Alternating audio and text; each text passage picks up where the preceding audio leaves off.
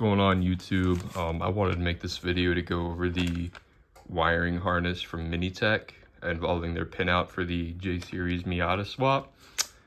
I wanted to make this just because mechanically I'm fairly competent, but the whole electrical bit of this swap, you know, reading the wiring diagrams, it's a little daunting for me. I managed to do it and I got pretty lucky. Pretty much got it on the first try. I didn't have any issues in the Minitec wiring harness, well, so far, so I'm very lucky in that aspect from what I hear. But I wanted to go over Minitec's pinout guide. This is just my notes here telling me where I need to run these from wiring diagrams, but wanted to go over the pin in the car. This is an NA6 chassis here. I took the dash out to do this. For NAs, you probably don't have to, but made it easier for me. This connector right here and the pinout relating to what wires you have to splice into the Miata chassis is what I wanted to go over. So pin A being the switch ground cooling fan relay, I chose to get it from the Miata ECU harness right here. So from this wiring diagram, I don't think I labeled it out. Here it is right here. So the cooling fan relay ground that goes up, and it's going to be the black and green plug in 1R on the Miata ECU harness plug-in thing. So this one was pretty simple. I found that wire from that ECU plug-in, spliced it in there. Real simple on the NA6 chassis. Real short wire you need to run. Bam, that's pin A. That squared that away. As for pin B, the constant power, needing a 7.5 amp fuse. This one, you pretty much just gotta find any source in the car. It can be ran from the battery, but you need power all the time. When the key is off, when the key's on, accessory position, and when you're cranking. I'm pretty sure when you're cranking, but I will show you what fuse I used, just using a multimeter on the interior fuse panel here. See, I used this red wire right here, and I used one of these inline fuse taps that's pretty handy.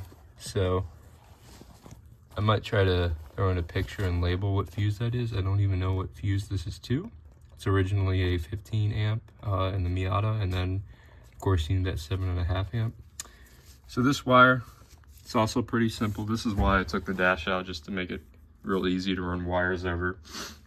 But that will be your pin B for your constant power, and just right from there in the fuse block where you get, you know, a constant power, you know, check yourself, but this fuse right here on the Miata fuse panel will get you constant power when the battery or when the key is off. Right there. Also pretty simple.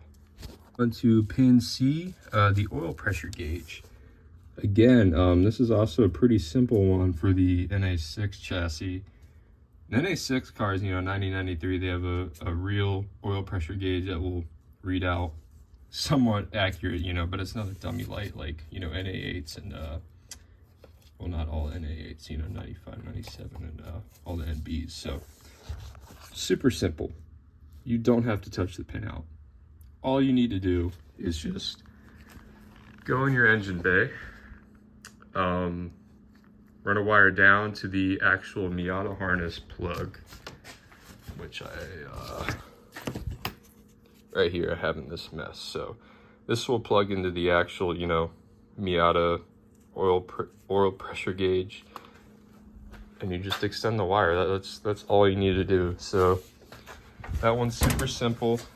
You know, your mileage may vary a little bit based on if you have a NA and B. I think the wiring length in the Mazda harness is pretty similar. So again, super easy. Pin D is going to be your ground for your alternator / battery light. So this one right here basically will be in your gauge cluster, and if your system isn't charging or whatnot, you know, your battery light comes on. This one you can access from the Mazda wiring diagram for the instrument cluster, and the factory wire for that is a white with black stripe wire. Okay, so this video is a good bit in the future, and I have the dash put in and all of that. This wire right here for the alternator battery light indicator for your gauge cluster, this is how I plugged it in. So I spliced it from the factory Mazda gauge harness right there, and just connected it to my white wire I ran up right there, and it's been working pretty good. Okay, so moving on to pin E, the fuel pump ground relay, pretty important one. This one grounds the factory relay, or if you want to add in an aftermarket relay, you know, because I guess the Mazda ones tend to fail. I've had 30 Miatas, never had a problem with that. But of course I used the factory Mazda fuel pump relay, and all this is doing, all you're doing is just sending the ground signal wire to the ECU. The ECU grounds the relay, basically tells the car when to kick the fuel pump on. So I actually can show you that on this wiring diagram right here. So right here we have the fuel pump relay. I thought it was this white and red wire that was the ground. Obviously not. It's going to be this light green one, and I didn't really feel like tracing it because I believe it goes to the AFM. I want to say, yeah, I think it goes to the AFM and engine bay, but obviously it was a lot easier just to reach from there to here, you know, instead of having another wire go through the bay, of course. So yeah, this is it right here. This is the factory Mazda fuel pump relay. It's probably tucked somewhere in here, you know, but my wiring was all a mess from previous owners. Yeah, all I did was just tap in right here. I spliced into this green wire, light green wire. I don't know why I used the yellow wire. Yeah, not very forward thinking of me, but again, that goes to pin E. F is another essential pin you need to start and run the car, your start signal switch. For an NA6, it's pretty easy. I'm pretty sure it's the same on NA8s. NB is I think the colors are different, not sure. But it's going to be this black wire with a blue stripe. This is your start signal switch wire. This is what you need to send to the Minitec flying lead. Real simple. This wiring is a mess. I need to redo it, but I just added a blue wire right here that goes, you know, behind the HVAC thing, same with all the rest in the car. Focus there to the plug right there. So that is pin F, a start signal switch. Pretty easy, pretty easy. Pin G, tack signal. And yeah, right here I have the igniter, which is a yellow blue wire in position 1H. So following up on that last clip, I didn't really explain it all that well, but the plug or pin 1H is down there for the tachometer. For the igniter, that is the one you will splice into for the Minitec flying lead. So it's just like the alternator light switch. You just splice it in right there to the Mazda instrument plug, and you have a working tachometer. Okay, another pin I cannot speak on is pin H, which is power steering. I'm pretty sure some guys who even run power steering don't like this because it turns power steering on and off at certain speeds, I'm pretty sure. So yeah, I don't even know where that goes. I guess the harness one? I'm not going to get into it because I don't know and I'm not involved, so we're skipping that.